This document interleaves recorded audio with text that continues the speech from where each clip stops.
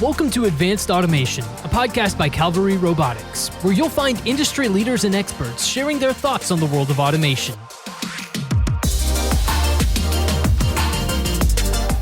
Hello, everyone, and thanks for listening. I'm Josh Güdel, your host for this installment of Advanced Automation, Ask the Experts. Today we have with us Brian Engelking. Brian is a senior account manager for Güdel, covering the northeast part of the United States, from Ohio to Maine. He has been with Güdel for more than 12 years and has a total of 18 years experience in the general industry of robotics and automation. Brian brings Mechatronics knowledge from a large array of industries and processes where systems integrators, line builders, and end users are using linear automation to solve their application needs. Thanks for being with us today, Brian. Good morning. How are you? Thanks for having me. Doing well. So you want to just tell us, I read your bio, your background a little bit, but if you want to dive into a little more about yourself for the listeners, that would be great. Sure. I born and raised in Cleveland, Ohio. So I am a Buckeye.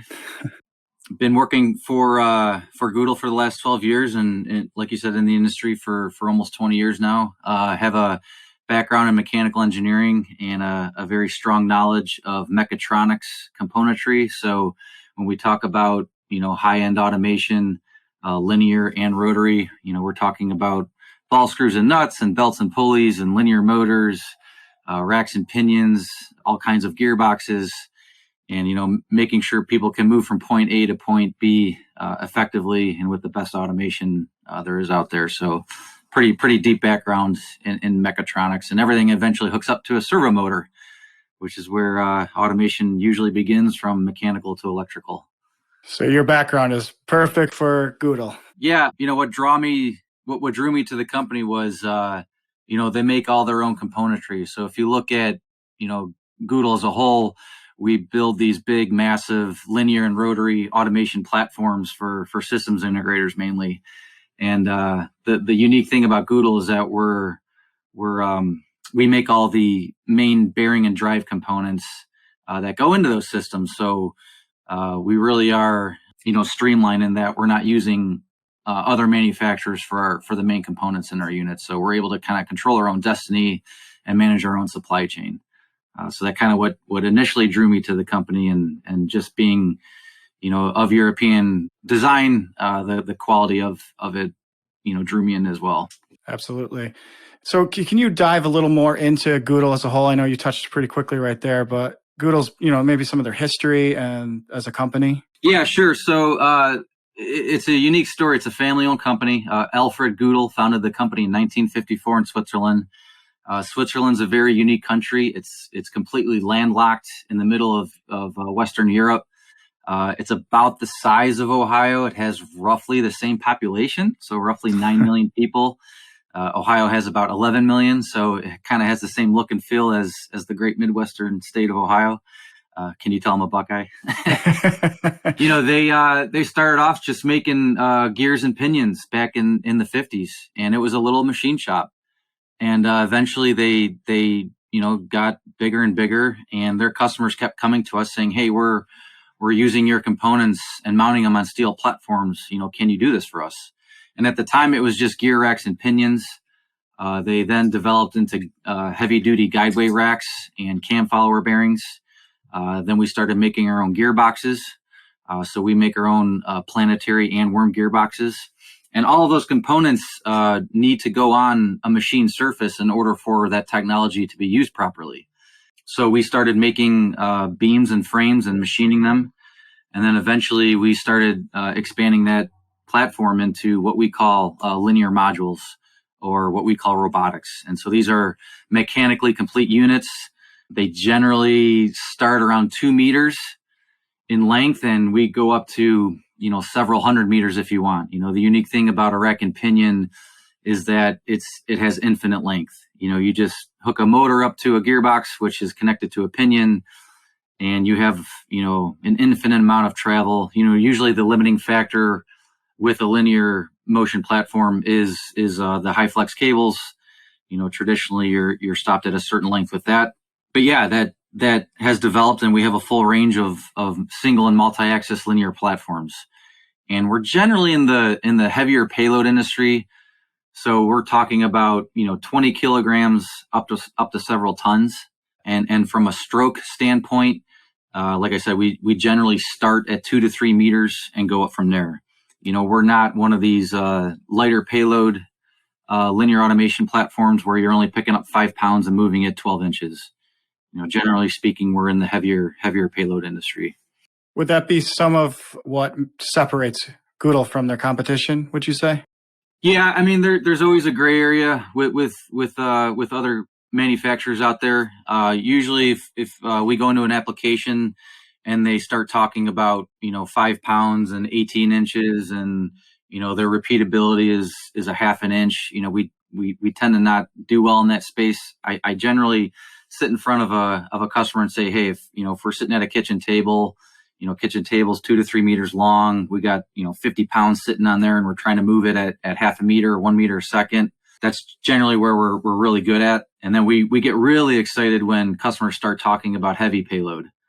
And I've been with the company a dozen years, and even in the last decade, I've seen a huge transition from heavy payload to super heavy payload.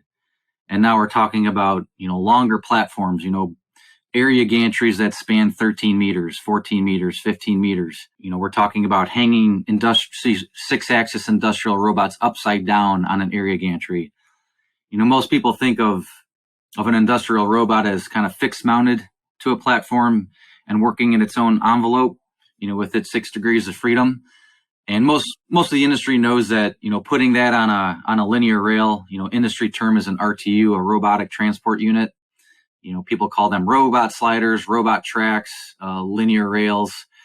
Most people know that, you could put a 6-axis robot on a linear platform, and now you're basically expanding the work envelope of that robot.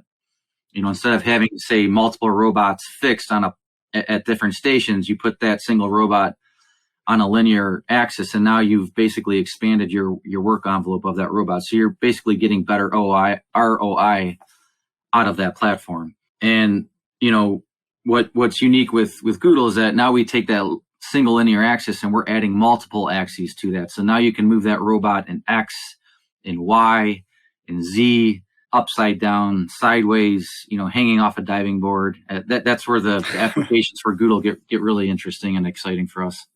Speaking of interesting and exciting, what innovations are on the horizon for Güdel? So we're seeing a lot with, I would say in the last half a dozen years, companies wanting to move robots vertically. Moving a robot left to right. Now they want to move them up and down because they're welding a large platform or painting a large part, or they're trying to cover a large area with cleaning or prepping for a machine surface. So getting that robot not only laterally but vertically up over the workpiece is allowing us to kind of create more platforms. So we actually have an overhead rail product where you have a robot on a linear axis, but it's off the floor. So it's sitting on legs. That robot is, say, machine tending, but it's up in the air and it's over the machining centers. We actually took that product and rotated it 90 degrees and created a new product line called the Track Motion Vertical. And so now you're able to take a pre-engineered product, mount it upright, and move a robot up and down like an elevator. Like it's basically a fancy elevator.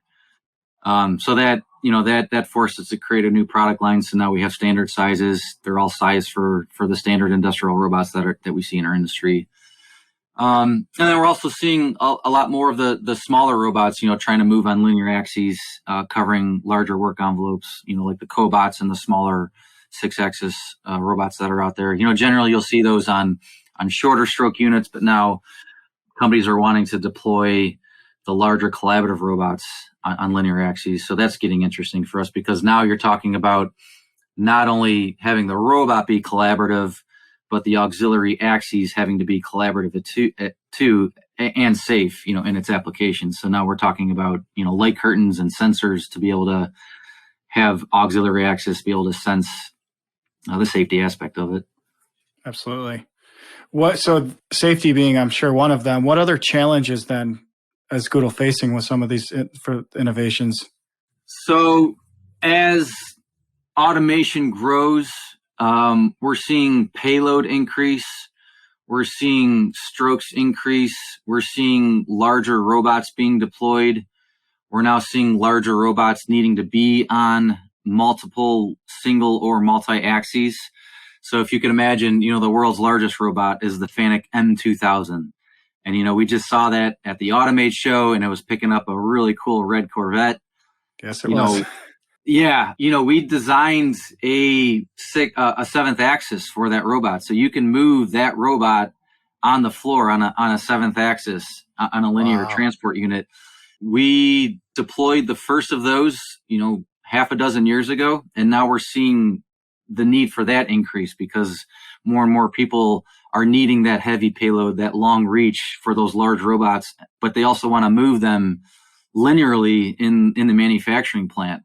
Most recently, I've seen a unique application of having to move that on an XY platform on the floor. So now you're talking about, having this huge robot on several axes. We're talking about, super heavy construction, making sure the foundation is adequate.